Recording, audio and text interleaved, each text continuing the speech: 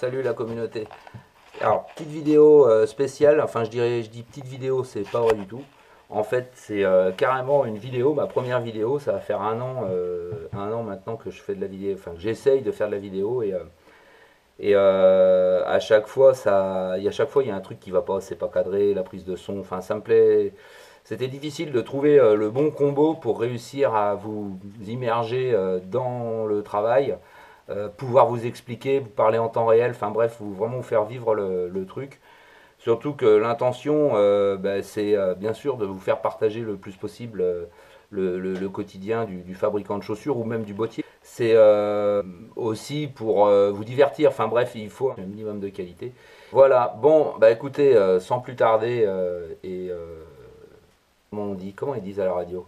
Ouais, bref, t'as compris. Ah, sans transition, on passe au concret. Ok, voilà, allez, le concret, la GoPro sur le front. Ah bah si, tiens, regarde, je me demandais comment filmer la caméra, tu vois, c'est comme voir le miroir dans le miroir. Et bah avec le téléphone, ça gaze. Bon voilà, allez, fini de rire. Alors, je vous prends en cours sur un travail qui est déjà pas mal avancé. Ce sont des petites bottines du quotidien, des petites bottines citadines. Et j'ai donc terminé déjà le montage. Alors, la particularité de ce montage, c'est que une fois qu'on a terminé de monter le contrefort en humeur notamment, il est bon, bien tendre, bien sûr. Du coup, au marteau, on repousse à fond le montage vers l'arrière. On prend le talon et on le visse. On le visse à fond comme ça. Tac, on vient le serrer, serrer, serrer, serrer. Et une fois qu'on a bien plaqué le talon, et ben au marteau, on vient bien tout rabattre le contrefort. On vient bien rabattre tout le montage pour vraiment permettre de faire un beau mariage entre le talon et la chaussure. On a bien laissé sécher comme ça pendant 2-3 jours avec le talon serré. Et là maintenant, suite des opérations, donc ça va être de terminer définitivement ce montage. Je vais le semencer avec une couronne de pointe. Fixer définitivement le talon et après on va faire le semelage. Voilà un peu le travail qu'on va voir ensemble. Là maintenant on retire les pointes. Bon, il est possible que je te passe ça en accéléré parce que là il n'y a pas de grand intérêt.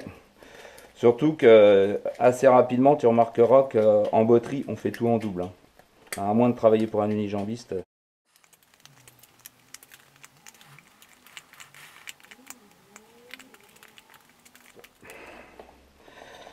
Bon là, t'as compris, je sors la forme de la chaussure, c'est pour pouvoir faire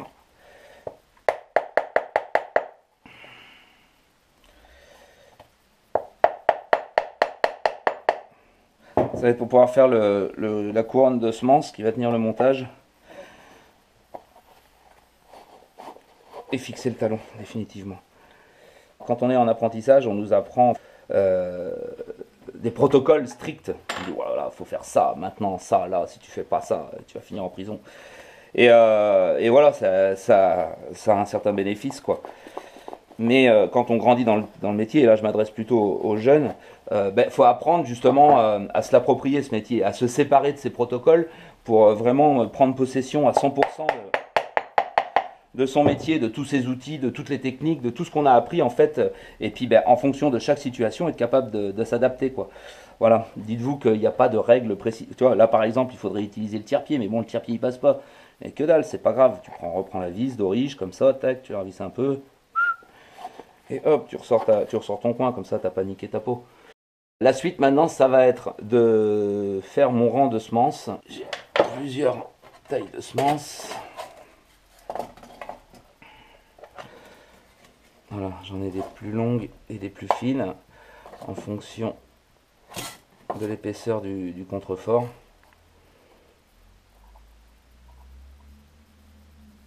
Bon, rappelle-moi qu'il faut changer cette boîte, c'est pas possible. Il faut savoir aussi que le semelage, donc il sera en cuir, garni avec un patin de protection en caoutchouc. Et du coup, je vais avoir une couture black qui va venir tenir le montage à l'avant. Donc là, on va vraiment avoir besoin de semencer que l'arrière. Tac. Donc, comme le contrefort est assez fin, enfin bref, tout le système est un peu fin ici, on utilise la petite. Et au fur et à mesure, progressivement, que les renforts et la première de montage s'épaissit, on va passer au plus longue. Et puis pour finir au plus petit, quoi. Voilà. J'épargne également, autant que possible en tout cas, la zone d'articulation avec les semences. Parce que le métal et le cuir, ça n'a jamais fait très bon ménage, hein. Donc là, tu vois, on a fait la couronne de semences et maintenant je vais m'apprêter à fixer les talons. Ouais, on a changé d'atelier parce que la machine à fixer les talons est là. Mais au préalable, je vais ici coller un renfort à l'intérieur de la première. Donc ça, c'est du cuir, il y a plusieurs épaisseurs de cuir, il y a le cambrion qui est pris au milieu. Enfin, bref, tout ça, c'est quand même assez renforcé, mais ça reste quand même un endroit qui va pas mal travailler. Et je te le répète, hein, mais les clous et le cuir, ça fait rarement bon ménage. Donc, avec la transpiration, l'utilisation, la première en cuir, avec le temps, peut travailler. Donc, du coup, on vient prévenir ou anticiper un peu cette usure en mettant cette petite pièce. Alors, je ne sais pas vraiment ce que c'est comme matière. C'est une matière synthétique, plutôt rigide. Mais elle a quand même la vertu de protéger le cuir des frottements et de l'oxydation des têtes de pointe. Voilà, donc je vais la préparer, la coller, et ensuite on pourra fixer le talon.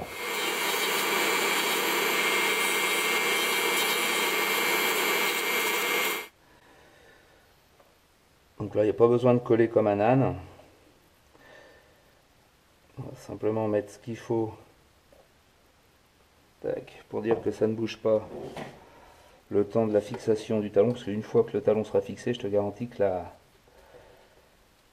le renfort sera pas prêt de bouger, vieux. Allez, on met le petit renfort.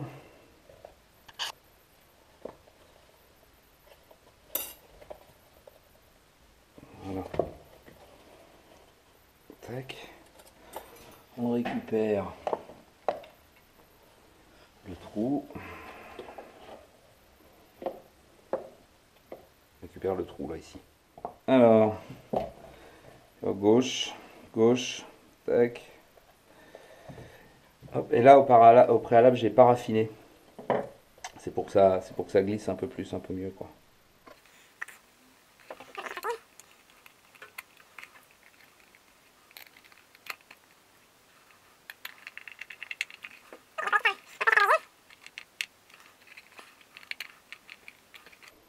Alors jusqu'où on l'enfonce en fait, avec le doigt t'effleures et tu vois, l'idéal c'est bien sûr, bon ça sert à rien d'enfoncer comme un âne, hein, de déchirer tout le matos.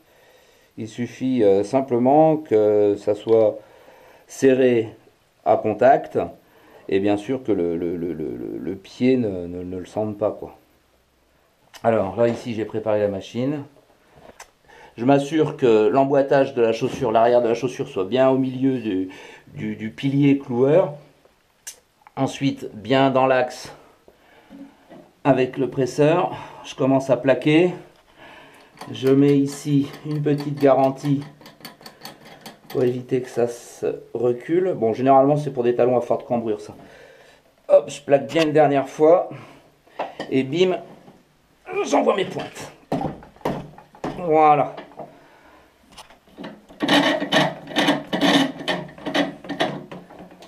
Voilà. Tac. Et là, ici, j'ai ma couronne de 5 pointes. Donc, ce que je mets, c'est des points de filet roulés. Donc là, en l'occurrence, c'est de la 20 mm, mais en fonction des situations, ça va de la 16 à la 24, je crois. Et chaque pointe, par contre, je la garnis avec de la paraffine. Et là, franchement, ça fait la différence. En one shot, tu es sûr que tout est bien rentré. Voilà, bon, la paraffine, après, c'est pas top, hein, c'est un produit, c'est un dérivé, produit pétrolier. Donc, il existe d'autres choses beaucoup plus naturelles et lubrifiantes. On pourrait penser à la cire. La cire, détrompe-toi, hein, ça peut aussi coller dans certaines situations. On utilise la cire, notamment des coutures, pour un peu souder les points. Non, un truc qui va bien, c'est le suif. Voilà, le suif. Il n'y a plus qu'à aller tuer un mouton. La suite, maintenant le semelage.